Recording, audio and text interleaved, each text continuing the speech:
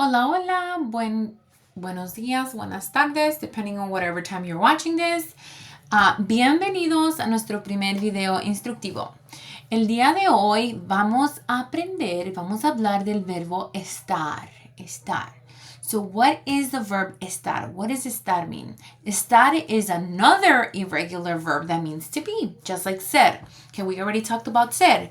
But when we talked about ser, we talked about physical descriptions, so adjectives like alto, alta, etc. Okay, now we are going to be using the verb estar strictly with emotions, even though it could also be used to describe temporary states, conditions, and locations. So for example, here we use the verb estar a lot when we are asked the question, ¿Cómo estás? When we are asked ¿Cómo estás?, we typically know how to say estoy bien, estoy mal, o más o menos, right? Estoy más o menos. Aquí tenemos yo estoy feliz. I am happy. Vamos a continuar. To form sentences with estar, I created a little formula for you that is going to help you.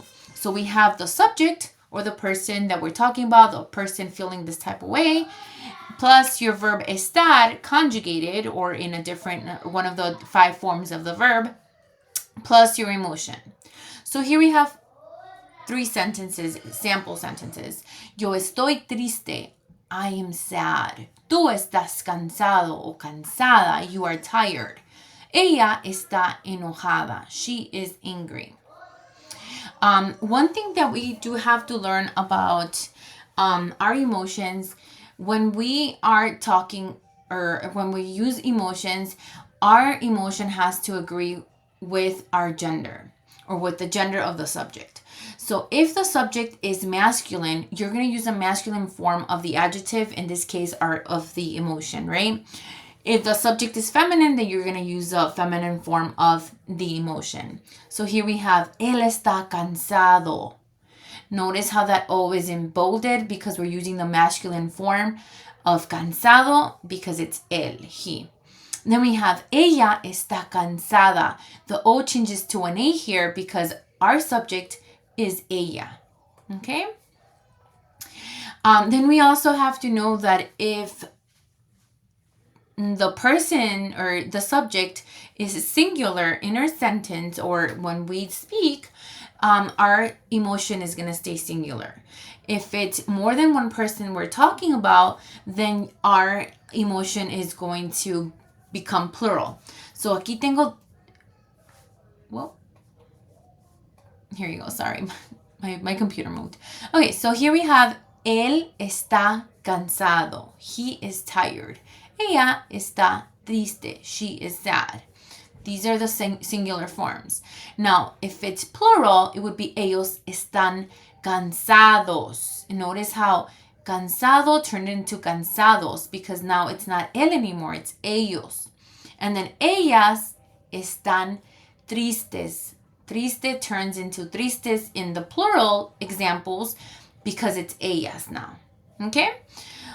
All right, so here are the conjugations for the verb estar, and just like the other times, they are the 5 forms of the verb are color coded with your subject pronouns.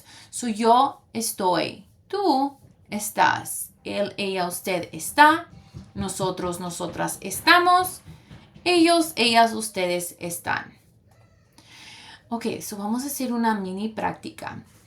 Aquí están también, and I'm going to see if I can move myself to the top. Yep. Okay. So yo, here is yo. It's purple. Estoy. That means that I'm going to use a purple form of the verb estar.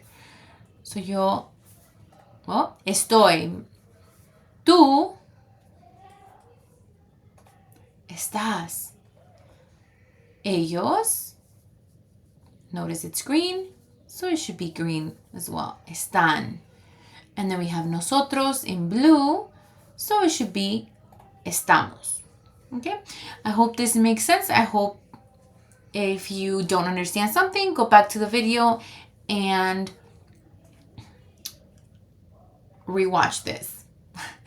Ok, chicos, muchas gracias por su atención.